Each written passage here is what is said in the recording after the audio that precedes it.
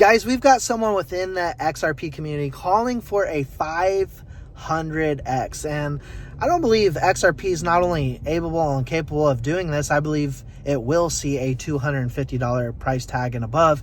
And so in this video, I want to talk about his date, put that timeline, that time frame on your radar. I also want to get you some updates on what's happening with Ripple, but I've got 3 reasons here, guys, 2 of which are happening this year, 1 potentially happening this year, on why I do believe a 500x $250 XRP spoiler is going to happen this cycle. So we're not talking 5 to 10 years out.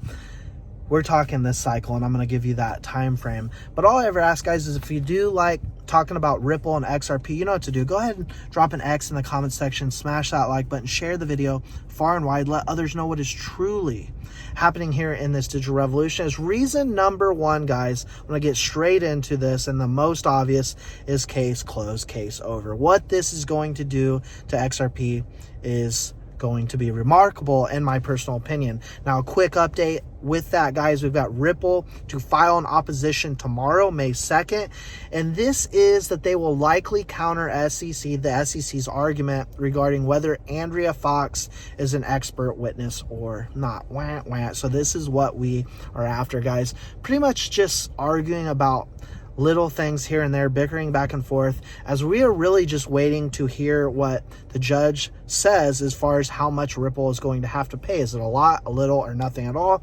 I tend to think the latter. But regardless, once we get the SEC and Gary Gensler out of the way, now the case is closed. Now we have banks that are going to be able to utilize XRP for what it's always been meant to be used for, a liquidity token.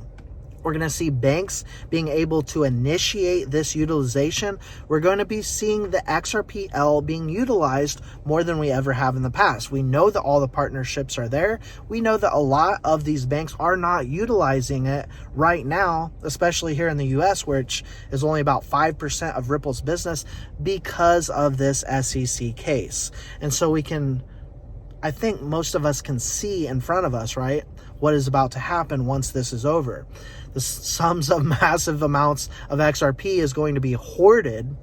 We know that XRP is going to be utilized, and banks like Bank of America, which is a massive, giant bank, is going to be, and has partnered with Ripple, going to be utilizing XRP. We know that reason number 2, the stable coin that this year, that's confirmed, we know that, is going to bring massive liquidity to the XRPL. The XRP token specifically, a bridge asset to it all, because I do believe 100% in the future you're going to see a whole lot of stable coins out there, and we already know that's happening with JP Morgan and others out there. We've heard David Schwartz talk on this, but you need a bridge asset like XRP and bridge it all together in lightning speed. And so the stable coin, I believe we're going to see a big pop that day, not the 500x on that day, but I do believe we're going to see a lot of upward movement, momentum.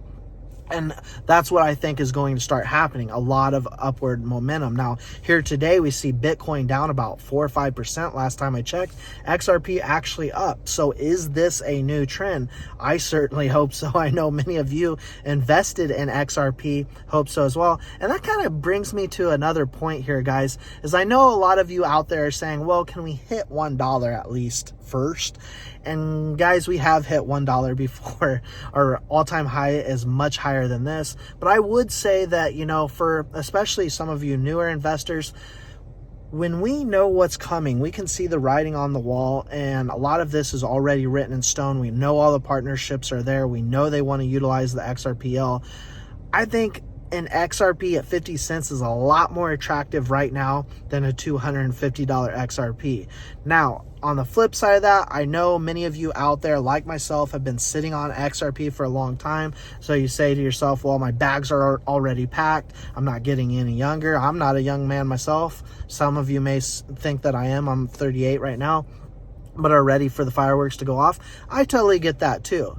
But we have to rejoice and understand what is in front of us and anticipate nothing but good times ahead of us, as the groundwork is obviously being done and put in front of us. Now, XRP ETF, which potentially might get released here this year is of course going to bring massive flows from not only the retail side, but institutional side as well. Money coming in unlike we've ever seen in the past. And we know that the Bitcoin ETFs have been a huge success. What do you think these are going to do? These XRP ETFs that we don't think is a if, but when. What do you think that is going to do to a market cap that is a fraction of what Bitcoin's is? We saw what these ETFs did, the hype building up to the ETF launches, what it did to the price of Bitcoin. What do you think is going to happen to XRP? So we get a combination of all three of these, and you say to yourself, well, when can we get a $250 XRP? Cycle peak is 2025, according to Chad Steingraber, who is a well-known guy in the community. I agree with him, guys. I 100% agree with him. We've looked at the charts on the channel. We'll show more charts to you on the channel, of course, to keep you aware and let you know what's happening and what to expect. But the charts 100% indicate still a peak of this cycle, 2025. So do I think a $250 price tag is reasonable? 100%. Guys, let me know your thoughts, your opinions in the comment section below. We'll see you in the next one.